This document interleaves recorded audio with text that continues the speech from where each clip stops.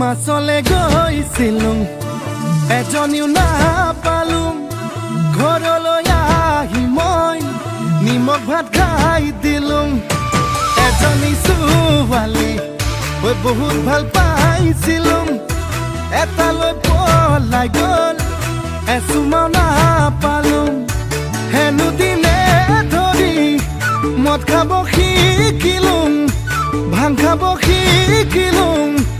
আনৰে